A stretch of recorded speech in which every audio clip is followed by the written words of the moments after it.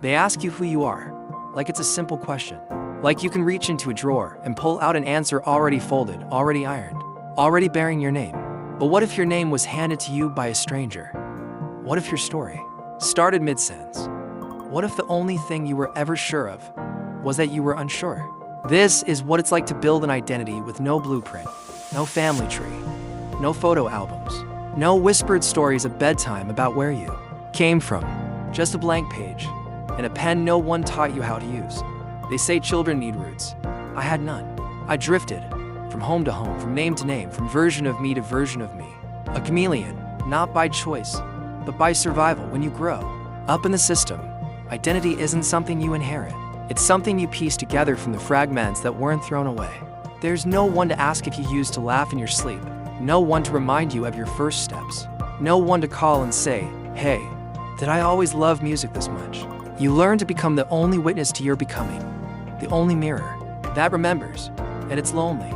Not just the kind of lonely that fills a room, but the kind that gnaws at your reflection. That makes you wonder if you're even real without someone else to confirm it. I remember being 7, watching a classmate draw their family tree, branches full, names stacked like legacy.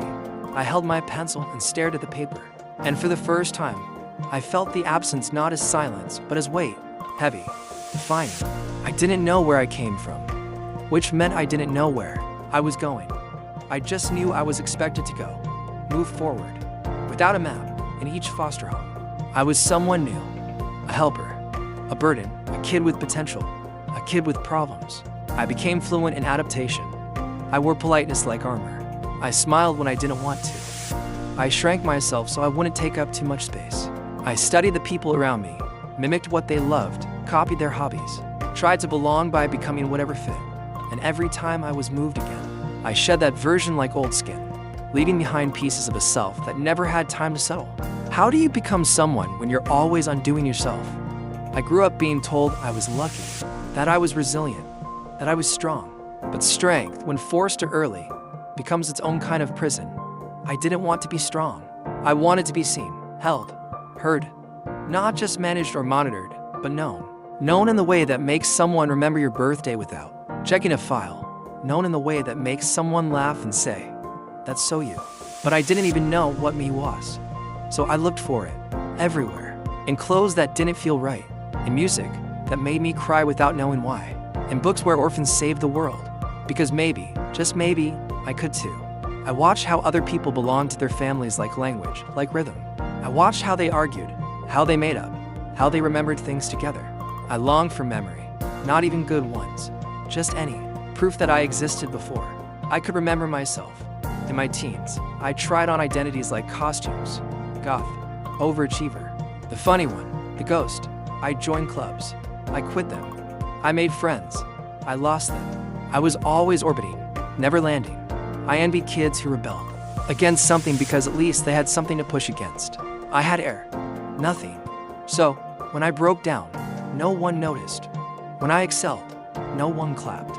My life was soundless success and invisible pain. And yet, something in me refused to disappear. I wrote poetry no one read.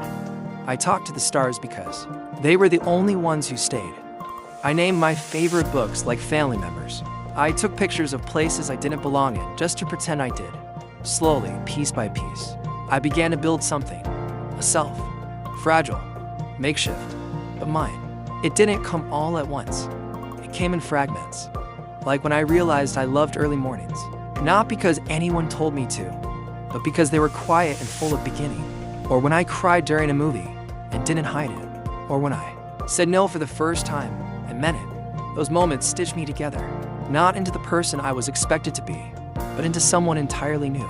I stopped chasing the people who left. I stopped performing for love. I let myself mourn what I never had. The mom who never kissed my forehead. The dad who never showed me how to fix things. The childhood filled with more case notes than memories. I grieved them all. Not in one dramatic scene, but in 1,000 silent nights where I let the pain speak. And I listened. I realized I didn't need to become someone's idea of me. I just needed to become, fully, unapologetically, incomplete, maybe, but real. I started reclaiming things. My name, my voice, my laugh.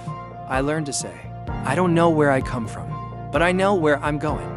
I built rituals, made birthdays sacred, wrote letters to a younger me who never got one. I let myself be weird, be too much, be loud, be soft.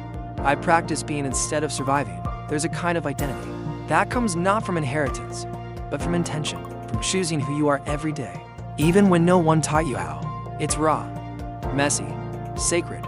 It's looking at your own reflection and saying, I made you from nothing, from pain, from courage, from breath. Now, when someone asks who I am, I smile, because I finally have something to say.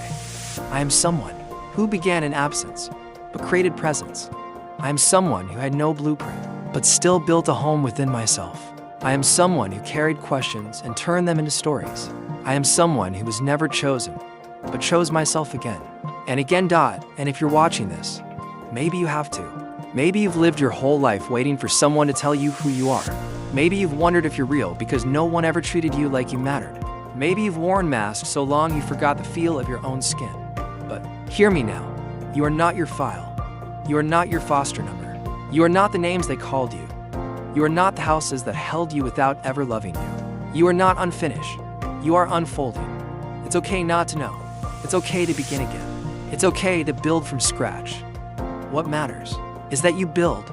You build with your voice, with your tears, with your stubborn will to keep going when no one taught you how. You build by becoming your own legacy. You build by naming your pain and still choosing joy. You build by standing in the mirror and saying, I deserve to be here. And maybe one day, someone will look at you not as a mystery, not as a survivor, but as a whole person, and you'll look back and say, I made me, with no blueprint, and I'm proud of what I've built. You don't need a past to have a future. You don't need a name to become someone worth knowing.